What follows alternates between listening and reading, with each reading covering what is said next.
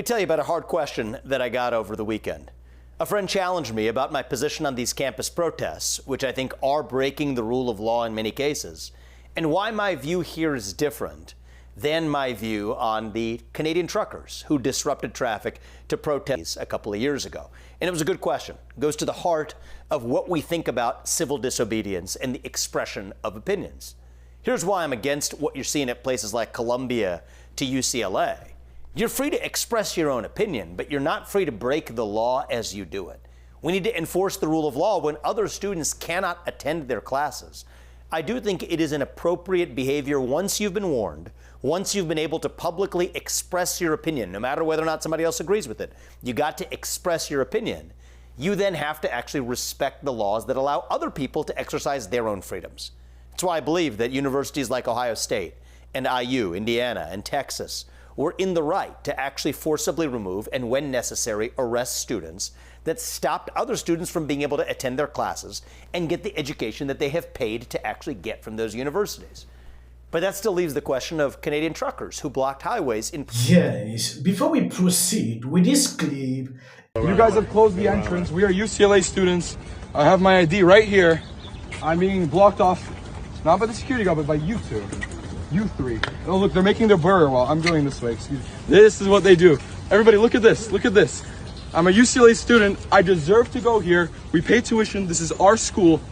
And they're not letting me walk in. My class is over there. I want to use that entrance. Why can't they go? Will you let me go in? This could be over in a second. Just let me and my friends go in to class. We're not engaging in that. Then you can move. Will you move? We're not engaging in that. Okay, we're going. We're going. I'm going in. AIC reacted on this tweet. If any kid is hurt tonight, responsibility will fall on the mayor and university president. Other leaders and schools have found a safe, the escalatory path. This is the opposite of leadership and endanger public safety, a nightmare in the making. I urge the mayor to reverse course. This is coming as a result of New York City Mayor Adams says Columbia protest has been co-opted and is going to share their intel. He says at one police plaza, he advised students to involve in protest to leave the area and tells parents to tell their kid to leave before the situation escalates. And AIC is sending a warning to this man. What Vivek put out here clearly tells you what I'm thinking. Someone asked his opinion on what is going on. His reply was perfect. It is important we take an exclusive look. I'll share my thought and show you some videos that stopped other students from being able to attend their classes and get the education that they have paid to actually get from those universities. But that still leaves the question of Canadian truckers who blocked highways in protest of whom I've actually offered a lot of complimentary praise. So where's the distinction? That's a hard question, and I believe in addressing the hard questions rather than just reciting standard conservative talking points. So let's get to the heart of that. I think part of the reason I have first a different distinction is you have a different standing to protest and to engage in civil disobedience when you yourself are the person who's actually affected by it. It's a very convenient thing to do to be able to appropriate somebody else's cause, especially from halfway around the world, as your own. But to then be able to actually supposedly exercise civil disobedience on somebody else's account. It's different when you're talking about Rosa Parks in the back of the bus, or whether you're talking about Canadian truckers who themselves are being foisted upon them, that protested the lockdown policies that affected the way that those truckers themselves were being able to carry out their own work and live their own lives and make a living. That's, I think, a much more sympathetic case for civil disobedience, yes, disobedience, than in the case of vaguely doing it on behalf of somebody else's cause without actually having any personal skin in the game or consequence yourself. That's a personal reaction that I have is more sympathetic in one case rather than the other. But here's the other distinction. It was the response of the police state to the Canadian truckers that really bothered me. If somebody's blocking a highway or somebody's blocking a college campus, I do think that law enforcement authorities are in the right to actually remove them from the areas they're blockading so that other people are able to continue freely living their lives. That is different from using backdoor mechanisms that shouldn't be used in that context. debanking those Canadian truckers. I think I had a major problem with that. Yes, before we proceed with Vivek video, I've seen a lot of Democrats calling it a peaceful demonstration. Some compare it to what happened in South Africa with apartheid. Some even went further to say a lot about it and said we are just trying to change the narrative. This is a peaceful demonstration. So, and they have right to continue to do what they are doing. I'm saying this in response to what I've seen the mainstream media actually in support of what is going on in school campuses. Vivid here is bringing a different perspective to this. It shouldn't be used in that context. Debanking those Canadian truckers. I think I had a major problem with that.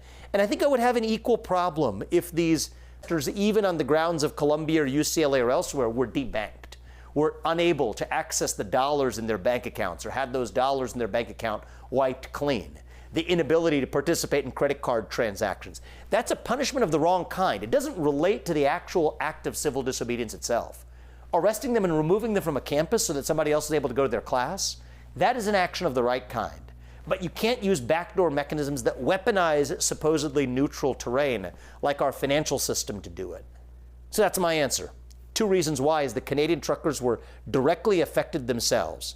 And even though police would have been in the right to remove them physically from those highways, they were in the wrong to use the surveillance state and the weaponization of the financial system to penalize them through the back door. I think that's the principled answer. And especially in challenging moments, we got to check ourselves to say if we're free speech absolutists, how do we actually feel when the same shoe fits the other foot? I'm glad my friend challenged me. And I think it's important that we look ourselves in the mirror and answer why we actually adopt the policy. Yes, Dave Robin, replying to this video, this is what he wrote. Imagine if a black kid was being denied entering into UNILA by a white student. We would all know his name. The NBA seasons will be cancelled. City will be burning and the Dementia Man will have sent in the National Guard. That is what is going on. Another person wrote, Charlie, Colombia says that student who refused to disperse from their prohibited encampment will be suspended, but the protesters have called their bluff and refused.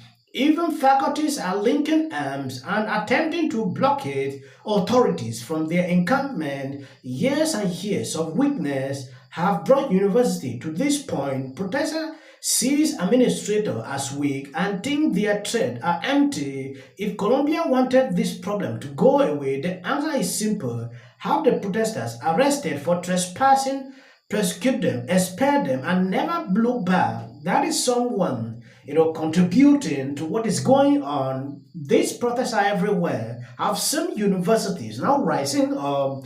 You saw this ago. Even this happened at Google head office. They had to fire a number of people, bringing this up. But it is concerning. If you are not subscribed to this channel, please endeavor to do that. It will do you no harm if you share out this video. You have to be pretty dumb to think that the way to bring people around to your point of view is to make them late to pick up their kids from daycare.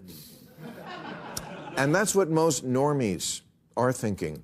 I have a kid.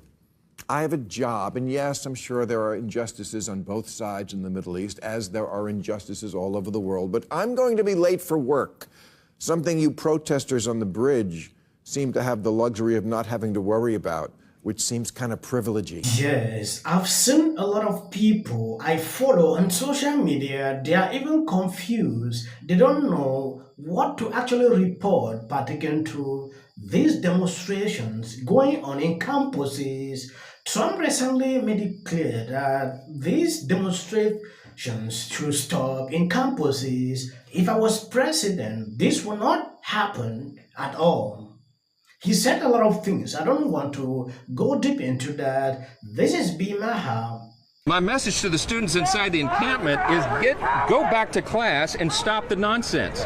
When you watch it today, they were right. Because of this thing that's going on right now, well, actually, I think this thing that's going on right now couldn't be going on right now without the influence of the internet. Right. The internet has like created this mind virus that's sweeping through college campuses and also the universities and the Marxist philosophies that they've been pushing in universities because of they've all been in. Yes, Mike Johnson, on the other hand, said what continued to transpire at Columbia is an utter disgrace. The campus is being overrun by anti-Semite students and faculties alike. There must be consequences. President Shah must resign. Okay, that is at Columbia University. It is one of the great rights as an American to stand up and say something's wrong. Regardless of what your color is, if you're a woman, man, doesn't matter. And we must teach our people how to be on the lookout. Part of our problem is the media takes what is the best clickbait. So